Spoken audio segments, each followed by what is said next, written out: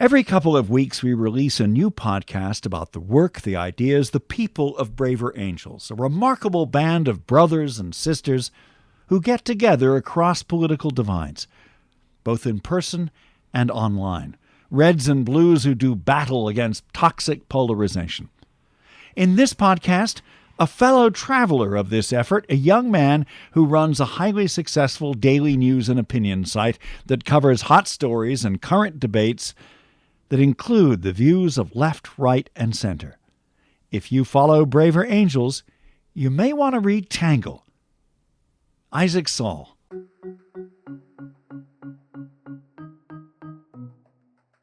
I'm working from the premise that the Reds and Blues don't understand each other, and that if they were actually to see the strong representative arguments that the other sides make, it would probably moderate their politics a little bit. And if it didn't, it would at the least maybe create some empathy or some space for better understanding.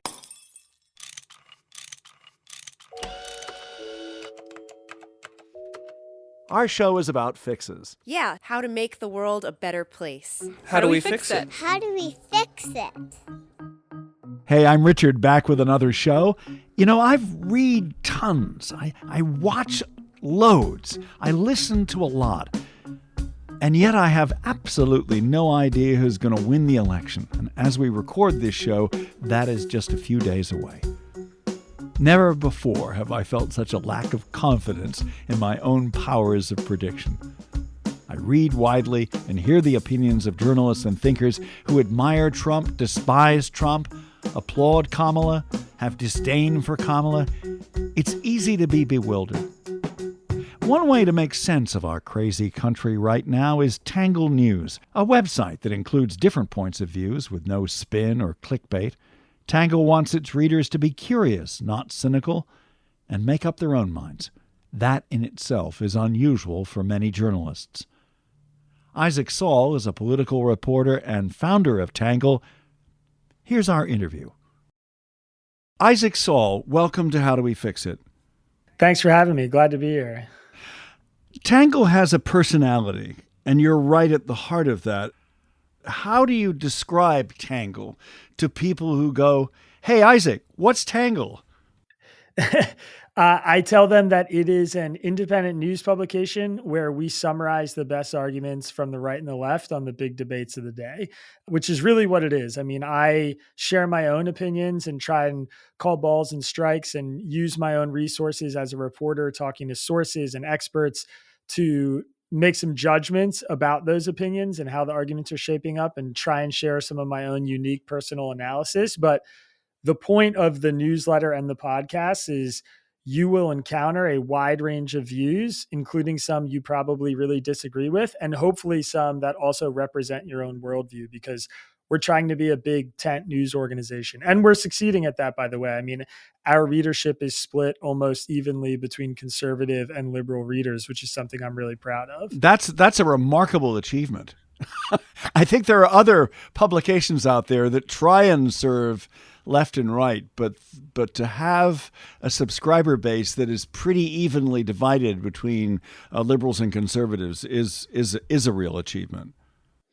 Yeah, and it's something that should not be rare in our news space, but unfortunately really is. I mean, Fox News viewers don't typically read the New York Times and vice versa. And so I really do want to bring people under one roof with, a shared set of arguments to analyze and talk about and a shared set of facts to work from. And I think we're in the early stages of really doing that. Isaac, why are you passionate about that goal? Why do you think it matters that most people who watch Fox News are not exposed to the arguments, say, in the New York Times, and that most people who watch CNN don't really know why, for instance, Donald Trump is so popular among many conservatives? I just have friends and family who disagree strongly about their worldviews through the political lens. And, since 2006, 2007, 2008, kind of can't be in the same room together anymore, which sucks. And it's really hard. And it's a frustrating, difficult thing to exist in today in 2024, to have friends and family who don't share the same politics, which is really kind of crazy to think about. So I understand the way it impacts people personally and the animosity that exists among our political tribes. And I hope that a project like this brings people together a little bit. I mean, I'm not trying to do the let's all hold hands and agree type news. That's not the goal. I just think we don't really even understand each other. And that is a big thing I'm trying to solve for. And there's so much lack of trust in the media today that there's just a lot of people who won't believe something they read based on who it's coming from. Let's untangle Tangle and look at a few examples of your recent coverage. One of the latest is Donald Trump's Madison Square Garden rally in New York, where a comedian, not Trump or anybody officially in his campaign, called Puerto Rico a floating island of garbage. That comment had huge pushback, and I know that you waited several days before you covered it. So why do a post on this in Tangle? Yeah, I mean, initially, I didn't think we were going to. We have to pick one big topic every day that we cover, but this one kind of sat on the bench for the first couple of days because to me, it was just like, oh, somebody said something crazy at a Trump rally. I mean, that seems to be a news cycle we go through every week. There was a lot of other really important stuff happening in the country this week, and I didn't think it was that important. But it clearly had salience because, Kamala Harris's campaign started running ads off this. Trump immediately went to Allentown, Pennsylvania for a rally where there's a huge Puerto Rican population. His campaign distanced themselves from the comedian. Republicans who are very shy about criticizing Trump started disavowing the comments from the rally. And everybody sort of realized, oh, wait, there's hundreds of thousands of Puerto Rican voters in really critical swing states across the country, and we really should not be pissing them off. Or if you're the Kamala Harris campaign, we should really be showing them this clip to get them mad at Trump. And it just became a really salient campaign story. So we decided ultimately, it was worth the coverage and worth analyzing a bit. And I think it encapsulated a lot of the kind of Trump controversies we've seen over the years. If I typically watch CNN and read the New York Times, I think I'd be outraged, that's an overused word these days, by what was said at the Trump rally. So tell us what I would read on Tangle that I wouldn't get, say, from the New York Times and CNN, just to give two examples. First of all, we shared in this edition some arguments from conservative writers who were basically making the case that the media had begun conflating something an insult, shock jock type comic made warming up for Trump with something that Trump uttered at his own rally. And that a lot of pundits and commentators were talking about this as if it was representative of the Trump campaign's view.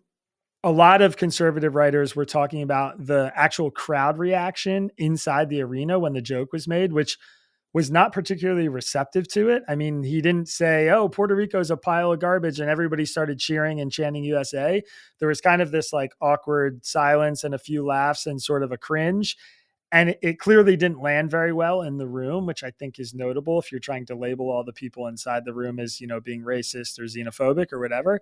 And then I shared a little bit of my own analysis, which was in part something you might find in CNN and New York Times. This is a classic example of a mistake Trump and his campaign made. It's a self-inflicted wound. Why is this guy even there? It's just idiotic for them to do this in the final days of the campaign when they're trying to focus his message. So Trump's fault for that. But also, it's a comedian who makes, shocking jokes to make people laugh. What else do you expect? This was honestly pretty tame as far as this particular comic's jokes go. I mean, I've seen his comedy before, and he crosses the line in much more egregious, I think, and insulting ways than this regularly.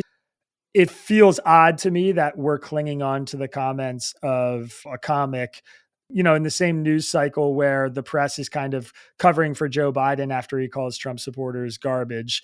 It felt a little overwrought to me. So that was my personal perspective. And I think maybe something you wouldn't find in some of the Times and CNN coverage. Kamala Harris has recently given her closing case on the ellipse in Washington, D.C., with the lit up White House behind her the other evening. Are you planning to cover that? Yeah, actually, I'm working on our piece right now. It's the subject for our main story tomorrow. We're recording this on a Wednesday. Right. So I will say my initial impressions from having watched the speech and reading some of the commentary is that it was a really focused closing campaign note, and probably some of the notes that she should have been beating more consistently throughout her campaign, which is mostly, economic messaging, wanting to reach across the aisle, that she's going to be a moderate, some tough talk on the border. I think stuff that is consistent with what a lot of the polling and internals tell us are really receptive messages from the people who haven't decided who they're going to vote for yet.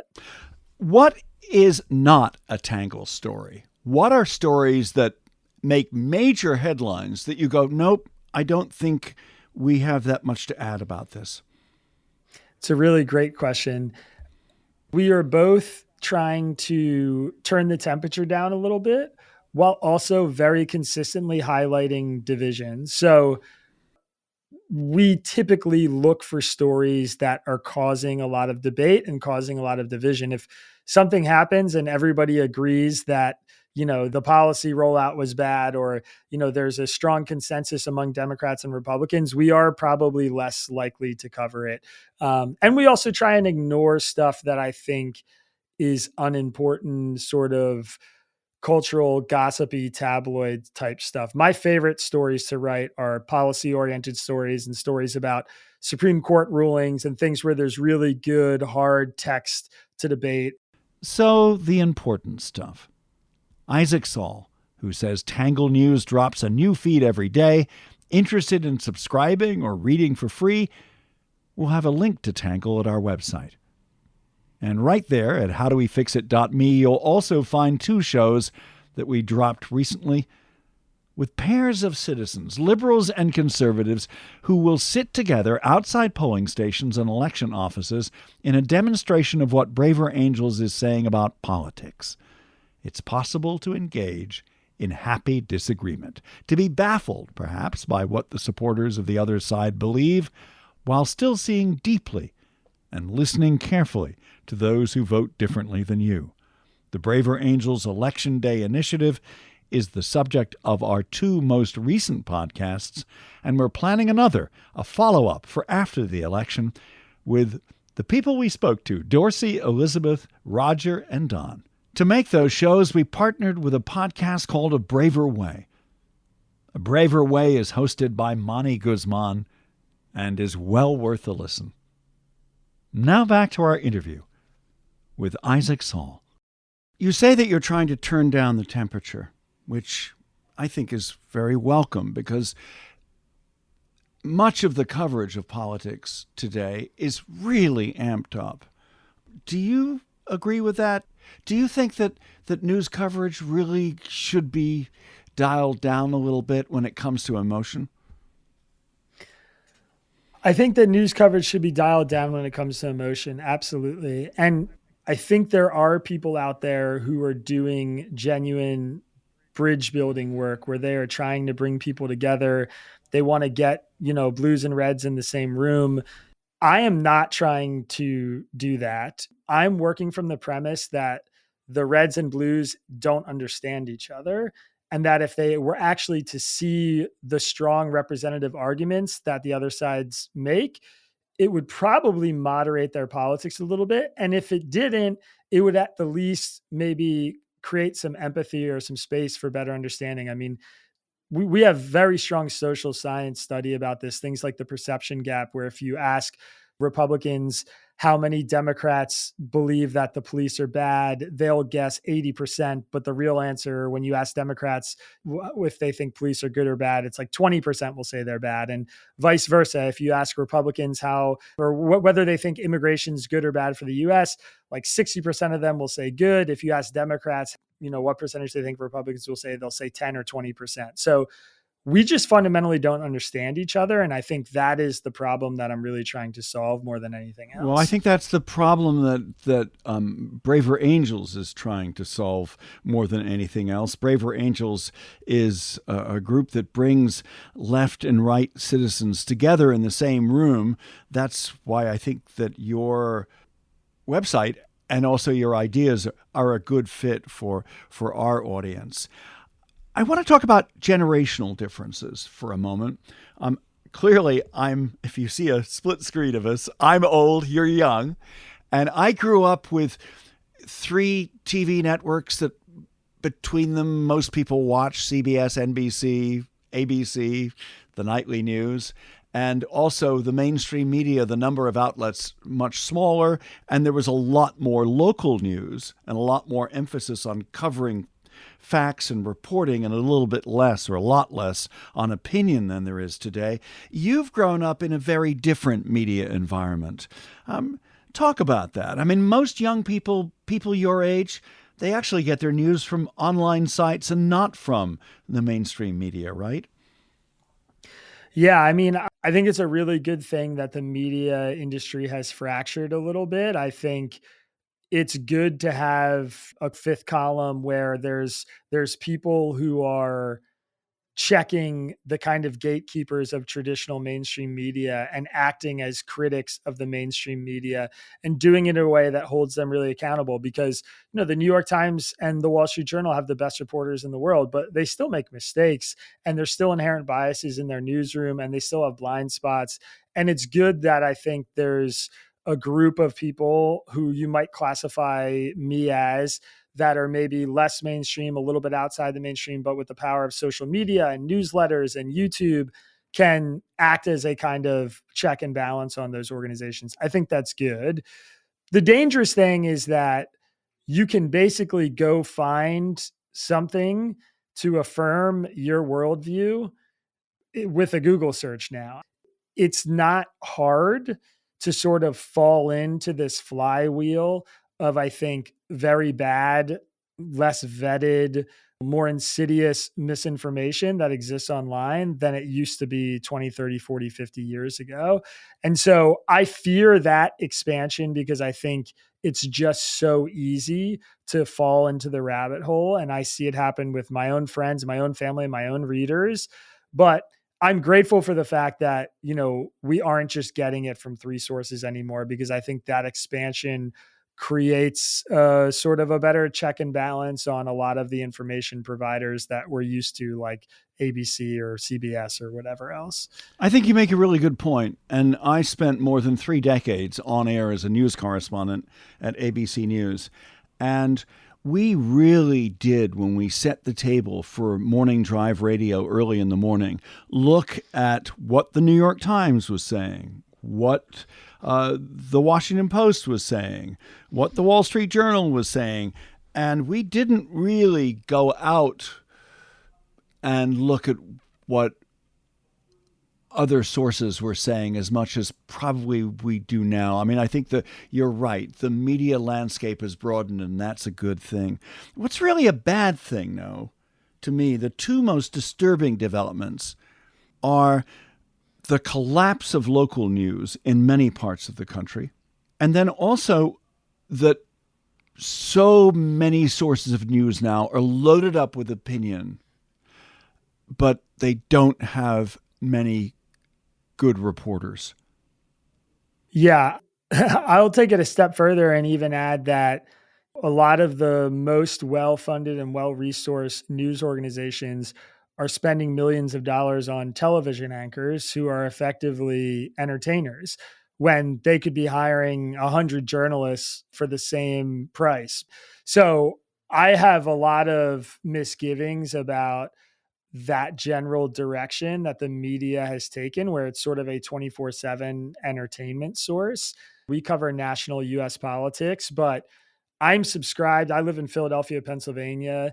I subscribe to probably 8 different newspapers. I mean, paying subscriber to 8 different newspapers in Pennsylvania, or even digital publications, because I definitely recognize and understand the value and importance of local news. And I even tell my readers that. I mean, I love and appreciate every subscription I get, but I always tell them, if you have $5 a month to spare, spend it on a local news organization, because local politics will almost always have a bigger impact on your life.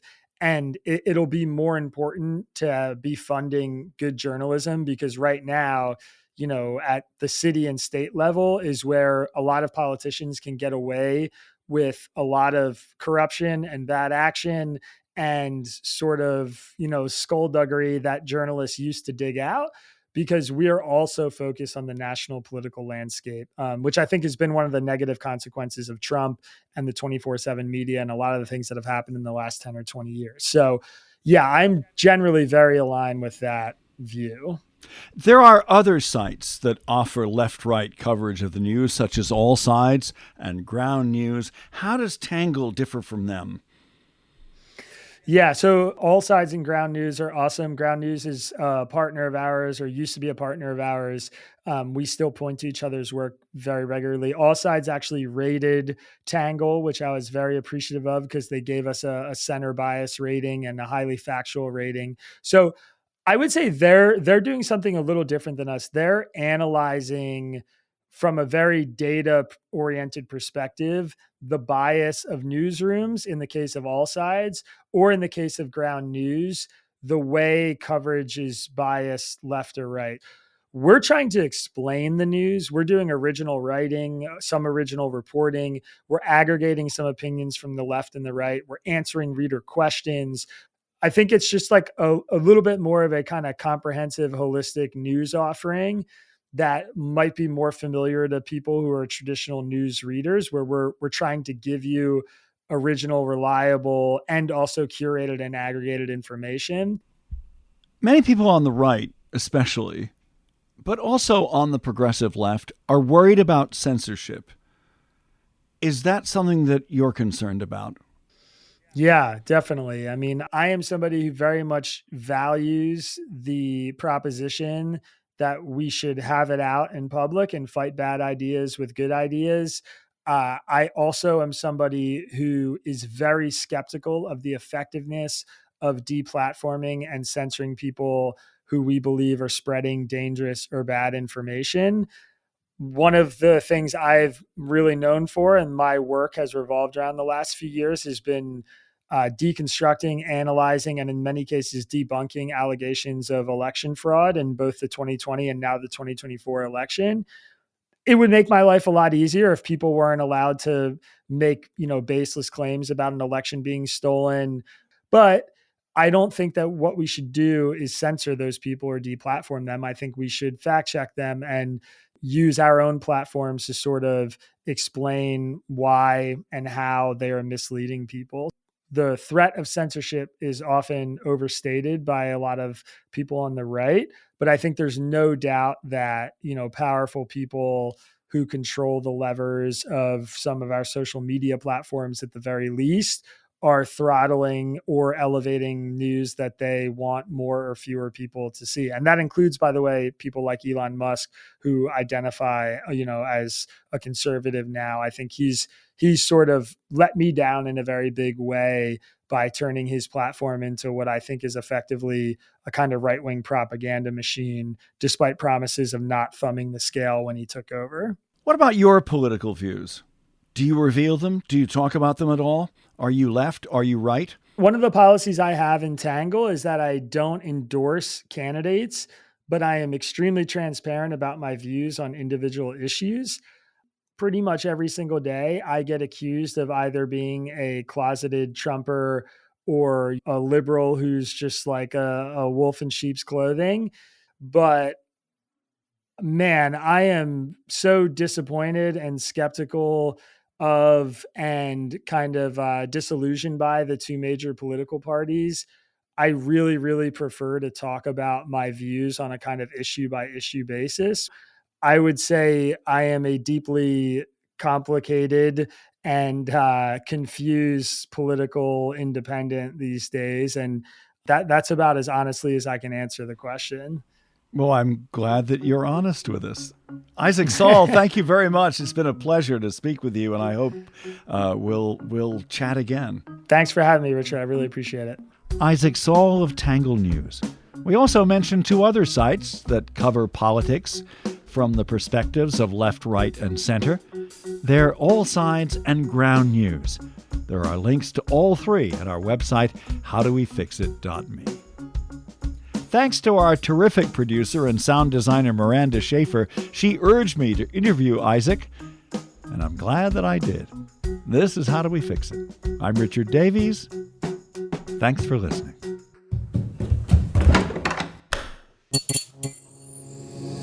This podcast is part of the Democracy Group,